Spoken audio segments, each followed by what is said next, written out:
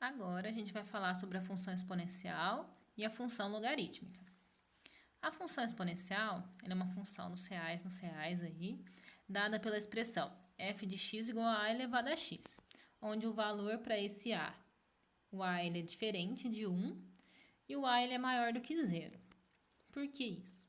Como a gente está falando de uma potência, quando a gente tem a base igual a 1 elevado a qualquer expoente é sempre igual a 1.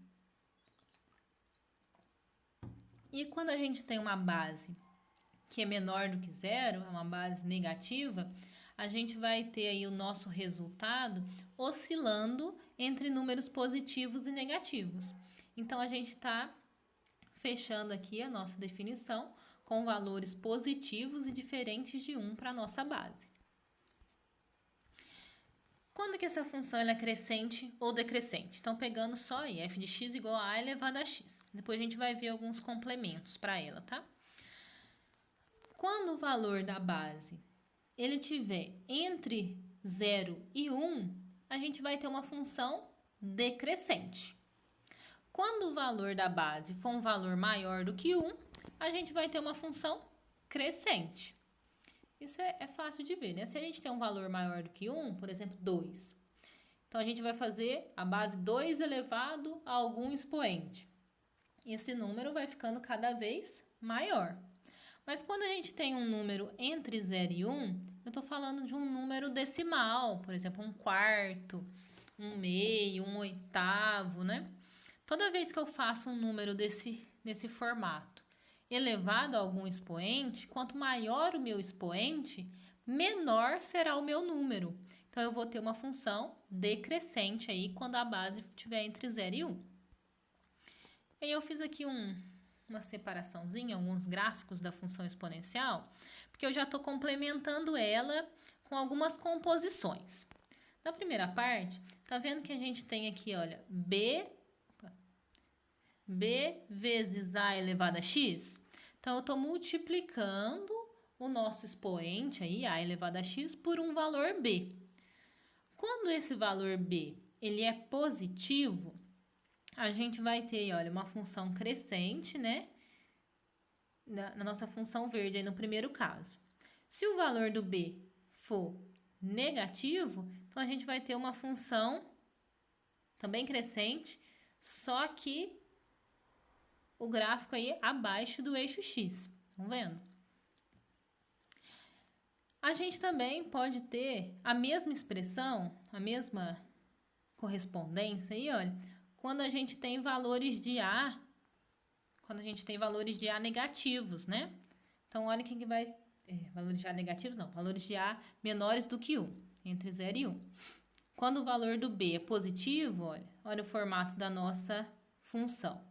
Quando o valor de B é negativo, a nossa função aí é abaixo do eixo x. Então, isso dependendo dos valores aí do nosso B e de como é a nossa expressão a elevado a x. Além de multiplicar por uma constante, por um valor b, a gente também pode somar algum valor. Tá vendo esse termo c? Quando a gente soma um valor de c, o que a gente está fazendo é arrastar o nosso gráfico. Então, quando eu somo um valor de c que ele é maior do que zero, eu estou arrastando meu gráfico para cima. Tá vendo que eu subi o meu gráfico em relação ao anterior? Se o valor de c ele é menor do que zero, então eu estou arrastando o meu gráfico para baixo. Então, eu só estou deslocando ele em relação aos meus eixos. A mesma coisa aqui no caso das funções decrescentes. Mesma ideia. Aqui eu desenhei um exemplo de 3 funções. A função base que eu usei foi a g de x, que é o 2 elevado a x. Então, eu estou usando como base o 2. A função g, então, é essa que está em verde. Essa representa a função 2 elevado a x, essa função exponencial. Reparem que essa função g, ela chega muito próxima ao eixo x. Mas essa função, apesar de ficar cada vez mais perto do eixo x, ela nunca vai encostar nesse eixo. Ela não tem pontos de interseção com o eixo x. A gente vai ver depois, na hora que a gente estiver falando aí de limites, que essa linha, essa reta do eixo x, ela vai ser para a gente o que a gente chama de assíntota. Mas a gente vai ver isso depois, tá? Então, esse gráfico, ele se aproxima cada vez mais do eixo x, nesse caso, mas ele nunca toca esse eixo. Reparem que as outras funções aqui, tanto a função f quanto a função h, elas têm o mesmo formato da função g. O que acontece? Elas estão deslocadas em relação ao eixo. A função g, onde eu estou somando mais um, ela está deslocada para cima. Estão vendo aqui, olha? Aí a gente tem uma outra assíntota no y igual a 1, tá vendo? Essa função h, ela também nunca vai encostar nessa reta imaginária em cima do y igual a 1.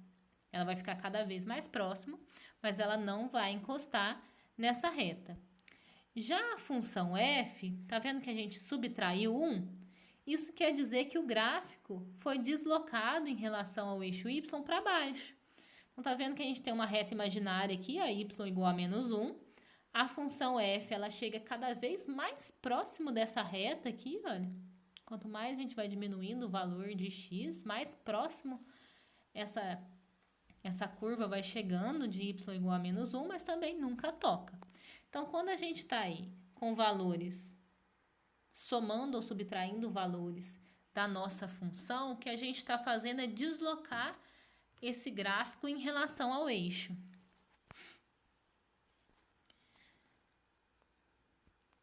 Aí agora, olha, o que eu estou fazendo aqui é mostrar um outro gráfico da função exponencial com a mesma base. Eu ainda mantive o 2, tá?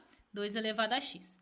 E aí, além do 2 elevado a x, a gente está fazendo aí também o menos 2 elevado a x. O que acontece quando a gente está aí multiplicando por menos 1, né? Reparem que eu até coloquei um quadrozinho de aviso aqui, porque menos 2 elevado a x, a base não é negativa, tá certo?